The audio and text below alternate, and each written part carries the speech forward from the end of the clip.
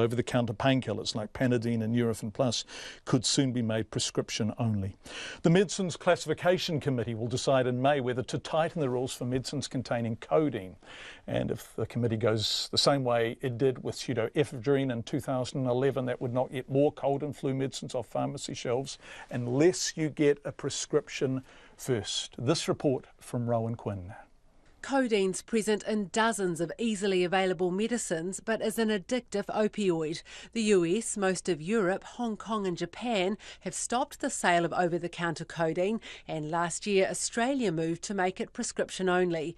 That's prompted MedSafe to look at changes here. A leading Auckland addiction treatment centre says it's now seeing more people with addictions to codeine-based medicines, including one person who was taking a potentially lethal 90 Nurofen Plus tablets a day. The Community Alcohol and Drug Service clinical leader Suzanne Garlia-Singer wants greater restrictions at the very least. We are seeing a gradual increase, and we don't want this to become a crisis before we act on it. We're just trying to be proactive here. An addiction psychiatrist and the clinical lead at the Capital and Coast DHB, Sam McBride, says while it hasn't seen an increase in addiction rates, there is a problem. They're having to use it every single day, and that can often be very time-consuming, having to travel around lots of pharmacies, etc. They also, if they don't take it, they develop withdrawal symptoms, and that can be symptoms such as agitation, diarrhoea, aches and pains. Currently, pharmacists must record the purchase of any painkillers containing codeine. The Medicines Classification Committee will look at a range of other options, such as restricting packet size, adding warnings or maintaining the status quo.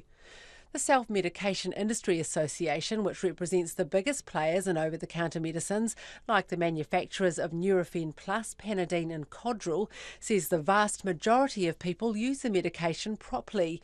Its executive director, Scott Milne, says forcing consumers to go to the doctor is not the answer. It's time-consuming and it's much more expensive. They either pay a doctor's fee or the government pays a doctor's fee. So what we want to do is make sure that we've got sensible tools available for self-medication where appropriate. Scott Milne says the best solution could be a centralised computer system recording sales so addicts can't shop around. The addiction specialist Sam McBride says New Zealand needs to act now to prevent a problem with opioid abuse seen in countries like the United States. They've had huge rates of death through overdose because of prescription opioids, and it's a problem they haven't really managed to get a handle on. In New Zealand, to some extent, we've been slightly ahead of the game and better prepared, but I don't think it's a problem we can ignore. The Medicines Classification Committee will meet on May the 17th to discuss whether to tighten the rules or to leave the opioid-based medication on pharmacy shelves. Mō te hōtaka o te ahiahi ko Rowan Quinn tēnei.